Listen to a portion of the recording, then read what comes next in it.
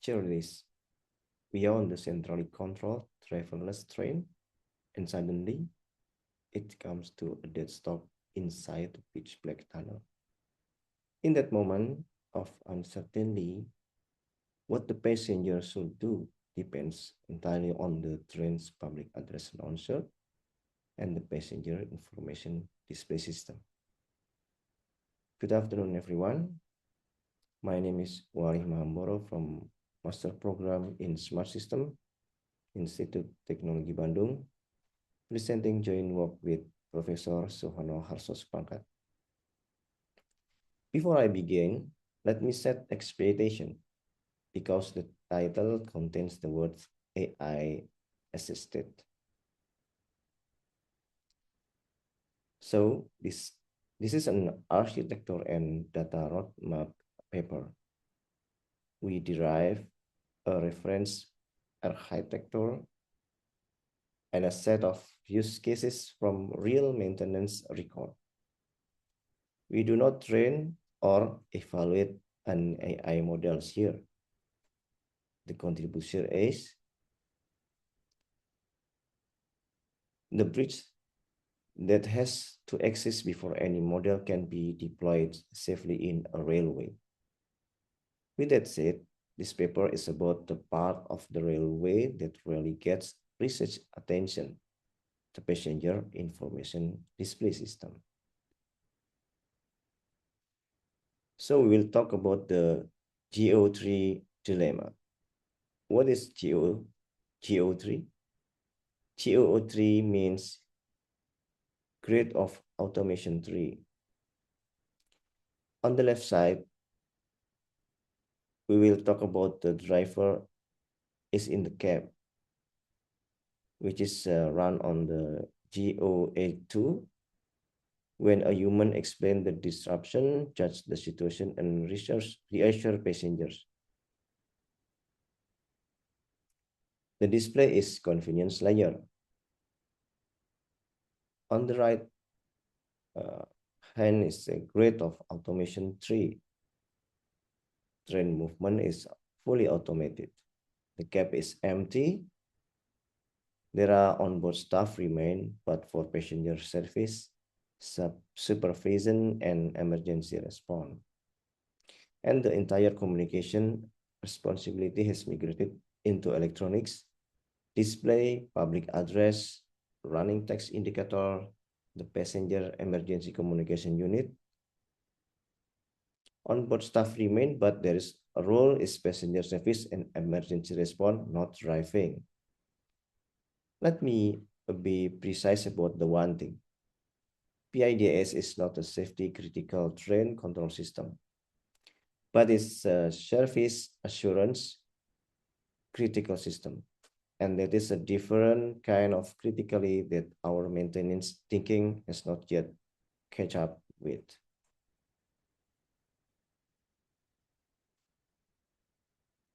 In GO3 operation, passenger-facing communication is not an accessory. It is the operational lifeline. PIDS is not train control system. Yes, its failure degrade passenger confidence, station coordination, and contractual service assurance. So why can we not simplify reuse predictive maintenance from rolling stock engineering? Because the failure physics is different.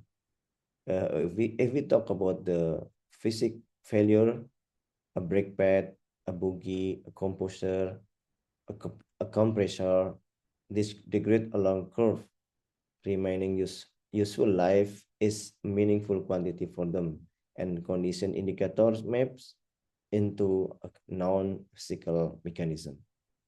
But a PDIS controller doesn't have behave that way. It works, and then a firmware watch a dog trips, or a switchboard flaps, or power module glitches and then screen goes blank.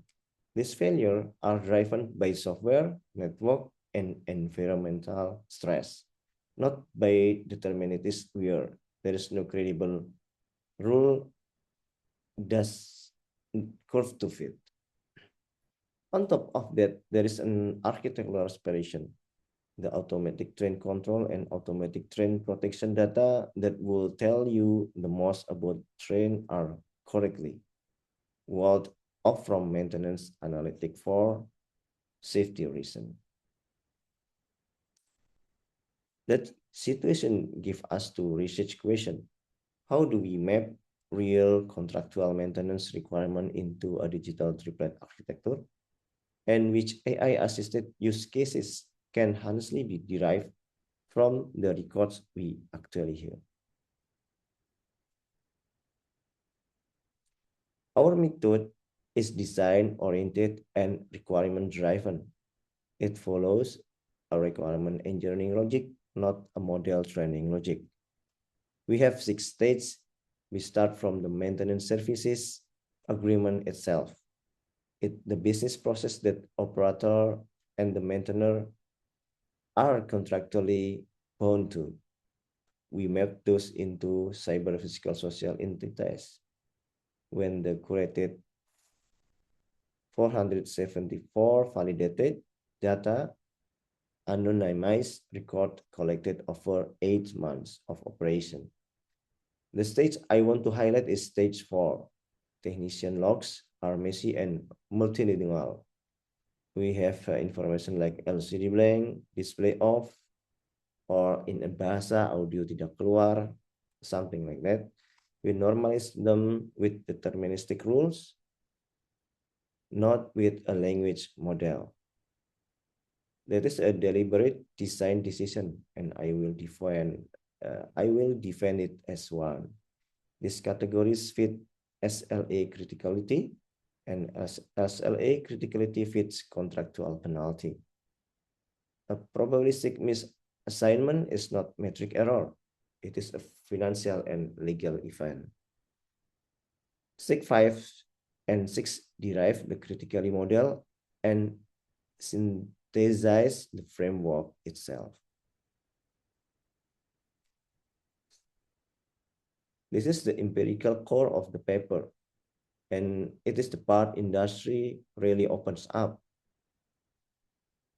474 records validated, anonymized maintenance records from a live GOA3 line collected between October 2025 and May 2026. There are 2 findings. The first one is the failure mesh concentrated in the passenger-facing system, the passenger information system, and the public address and intercom system together account for 524 of 474 records, just under 90%. Everything else, surveillance, digital I/O problem, gap HMI problem, and train communicating networks is the long tail. The second, 81.2% of the records fall into height of critically. Let me be precise. This critically is contractual. It reflects maintenance intervention complexity under the MSA. It is not safety integrity level. Together, these 2 numbers are what justify the 3 AI use cases I will show later. The priorities are not chosen by intuition. They are chosen by where the records actually are.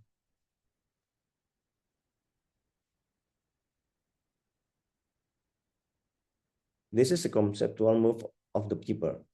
A digital twin pairs physical assets with a cyber representation that is adequate when the object of interest is machine. Railway maintenance is not only machine problem. Whether a passenger was actually informed to spend on whether a technician was available, whether the train set could be accessed, how long the ticket sat on hold waiting for depot access or spare part, and how crowded the situation was at that time.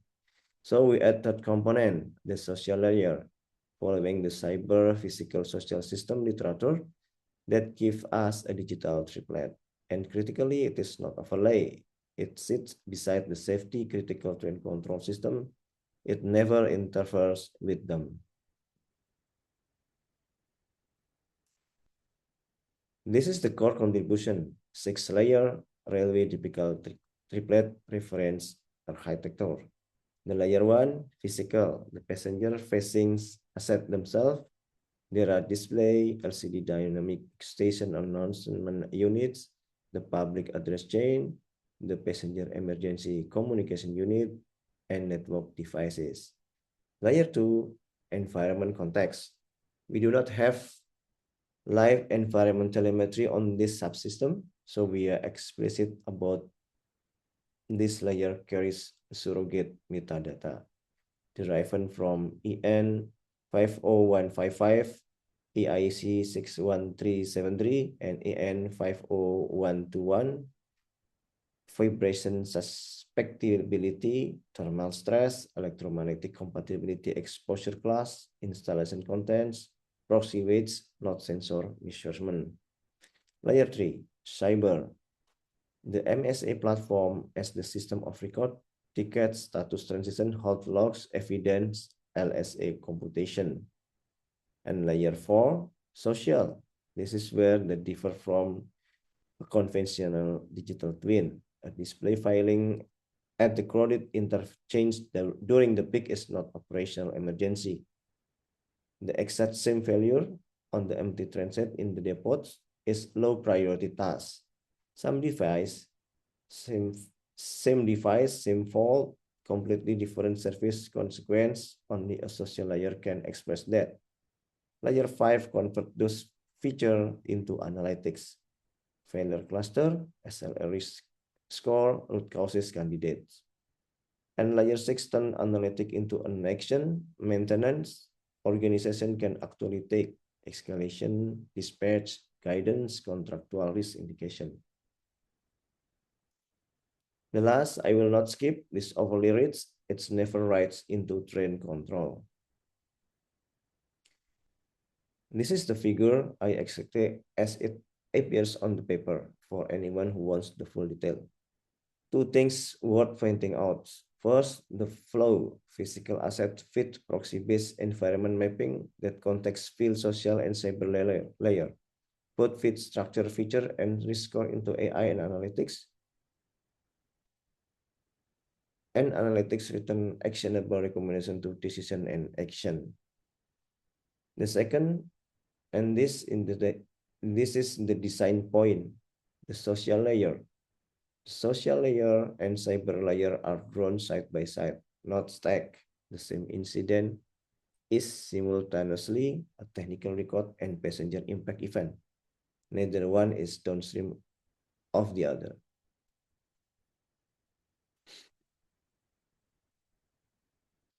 If the social layer is to be more than a slogan, passenger impact has to become a number. We propose the spatial critical index, a static station topology weight multiplied by a dynamic passenger density.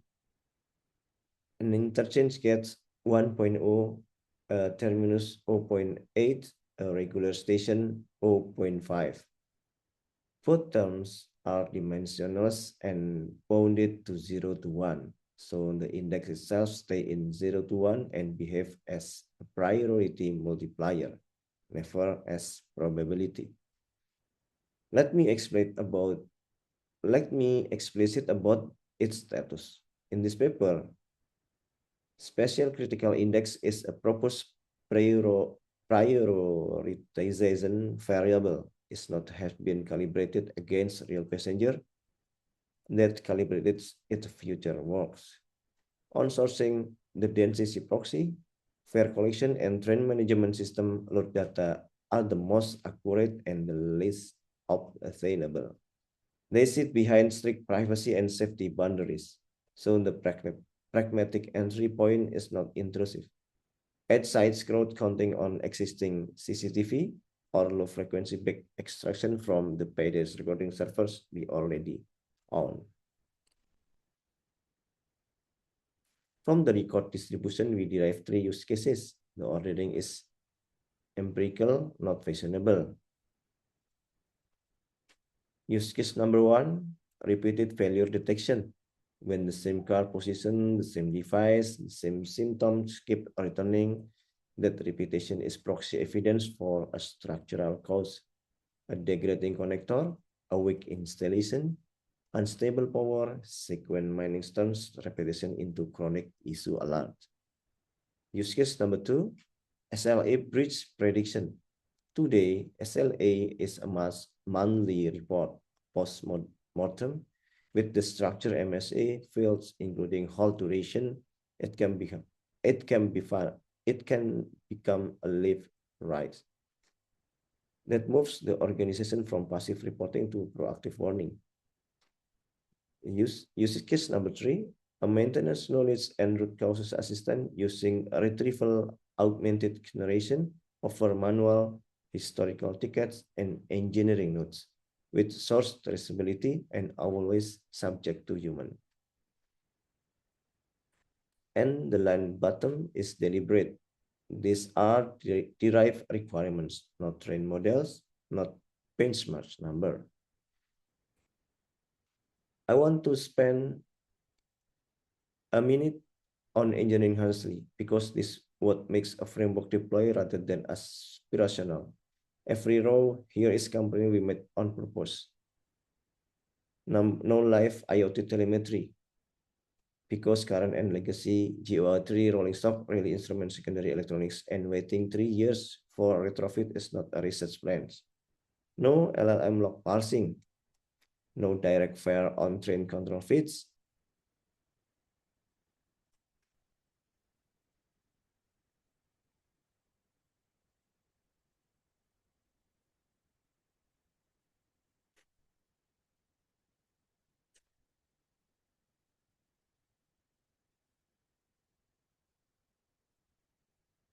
and we switch the compute. The message, AI in railways, not primarily an algorithm problem. It is a data access, data governance, and architecture problem.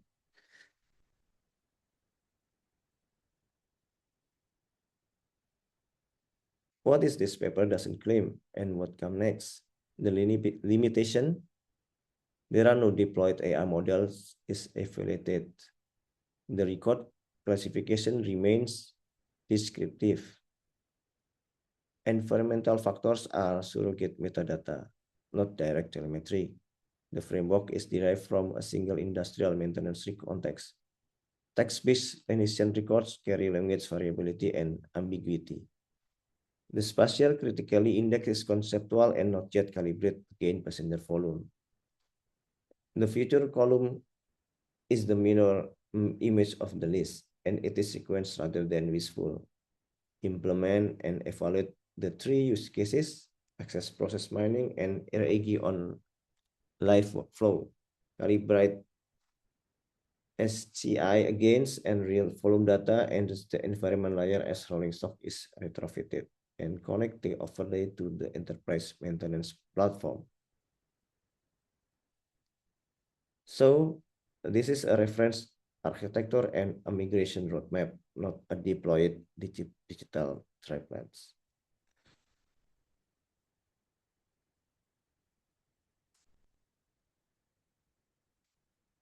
Deploying artificial intelligence in railway is not primarily an algorithm problem.